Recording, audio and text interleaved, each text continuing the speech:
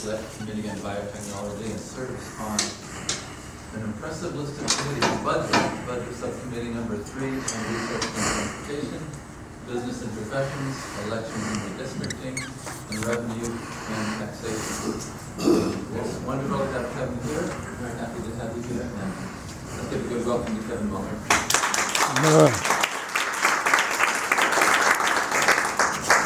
Thank you all so much. I'm not sure if I'm going to need the microphone. Probably not. Let's go no microphone. My voice will do that on me at some point here. But I just want to thank you very much for the invitation. This is sort of an annual opportunity I have to come to Pacifica over the hill. I'm a South City boy, but to be able to drive toward the coast on a beautiful day like this, I wouldn't change it for the world. And I want to thank you for always being there for our Democratic Party, this club. And I know that there was the merger a while back with some of the Daly City folks, but you are a stalwart in terms of our Democratic majority in this county and in this region. And we need folks like you at the activist level, at the leadership level, and I see electeds here. I just want to thank you for all that you do to enable us in the Democratic leadership of the legislature to do our job and to help establish that supermajority of Democrats that we have in both the Assembly and the Senate. And I'll talk a little bit about that dynamic.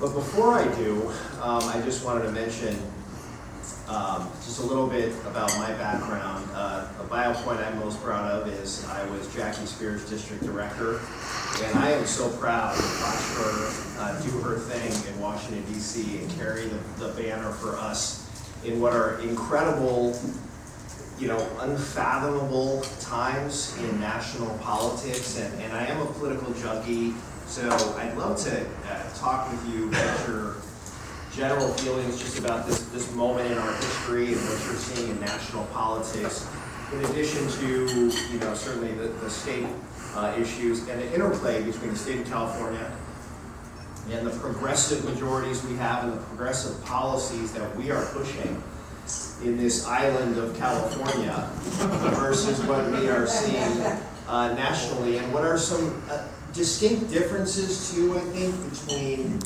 California and the Congress, just in terms of how we work with our Republican colleagues. We actually have a pretty civil working relationship. Of course, it's easy to be civil when you have a supermajority and you're running everything.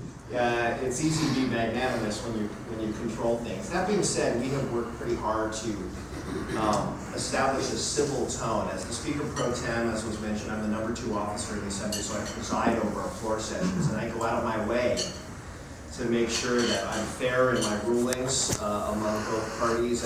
And I'm as pretty progressive as you can get, but in terms of the tone we want to set, we want to make sure that our Republican colleagues feel that their voice is being heard in this democratic process we have in the state of California. But I also wanted to mention, in addition to just the Jackie Spear kind of connection, 2018 really does represent an incredible opportunity, as was referenced.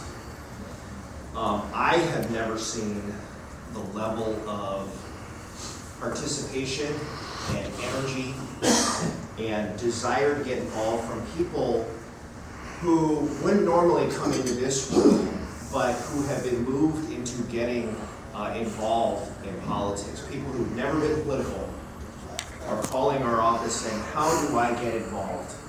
Because I cannot stand what's happening to my country and the direction that national politics is going in. So the real question for all of us is how we harness this energy, how we channel this energy, and how are we being strategic with channeling that energy into these key areas of the state of California. I think taking back the House starts in California. There are 4 seats.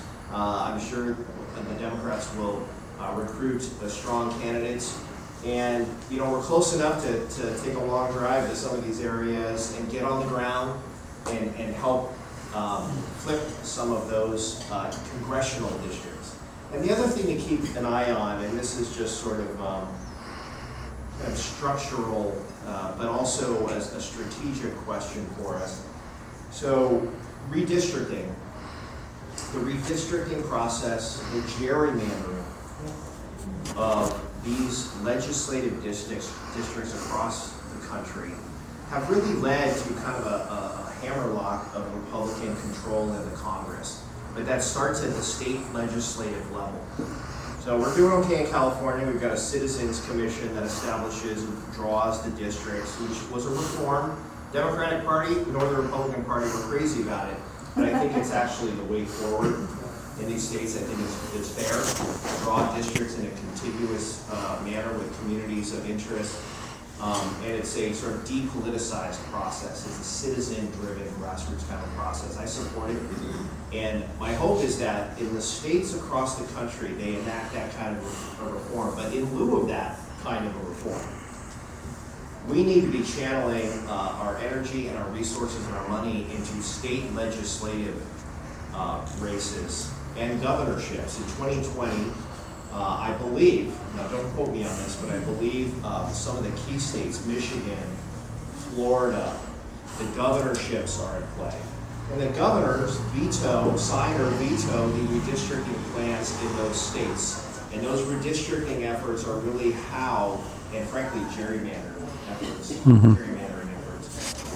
have established control in the House and have created a situation, I think, where you don't have as many competitive districts. So you have a lack of consensus in the middle of the political spectrum to move us forward on these really difficult policy challenges we have at the national level. So just something to keep in mind. And then I wanted to just briefly touch on what I think are some disturbing attacks on our democracy, or the foundations of our democracy. The fact that of all of these sort of offensive tweets that Donald Trump has put out, the most offensive to me, because of my work in elections and democracy reform, was the suggestion that 3 to 4 million people voted illegally in the election with zero evidence of voter fraud.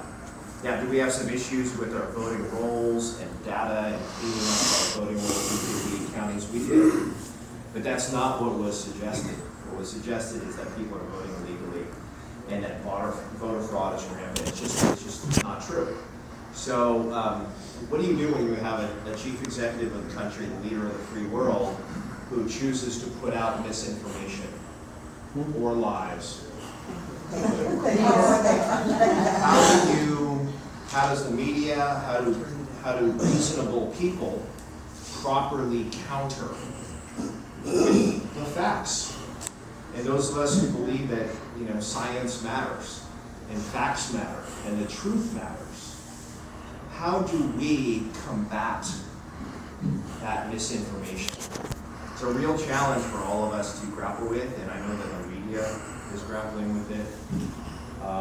So big sort of fundamental questions about our democracy as Donald Trump approaches his 100th day, or I guess today is his 100th day in office, right? We've hit that mark.